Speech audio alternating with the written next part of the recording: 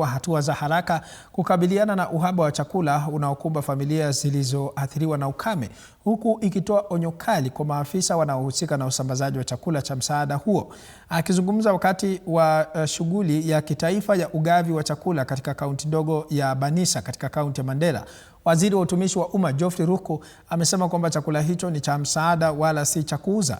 Aidha, Ruku ameonya maafisa wa serikali na wasimamizi wa maeneo dhidi ya upendeleo na ubadhirifu wa chakula cha msaada, akisisitiza kuwa hatua kali za kisheria na kinidhamu zitachukuliwa dhidi ya watakaopatikana wakihujumu shughuli hiyo.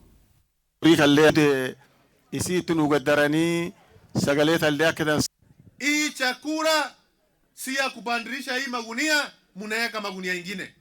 Hii chakula ni ya wale ambao hawana nguvu, na ndiyo maana Rais wa Jamhuri, Rais wa Taifa akatoa pesa ya kutosha katika serikali yake, pesa ambayo inapaswa kwenda kwa maendeleo ingine, kutengeneza barabara, kutengeneza mashule, kulipia watoto school fees, akaipeleka kwa chakula.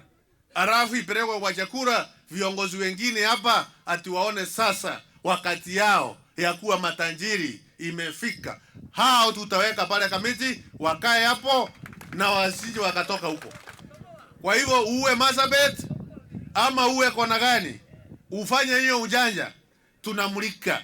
Na yule ambaye atapatikana, jameni, ile amri tuko nayo kutoka kwa Rais wa Jamhuri ni huyo mtu asa asije akapatiwa hata muda kidogo, apelekwe pale kamiti, tuwe tunampelekea hiyo maharagwe hapo, anakula polepole. Na tukiachana na taarifa hiyo kwa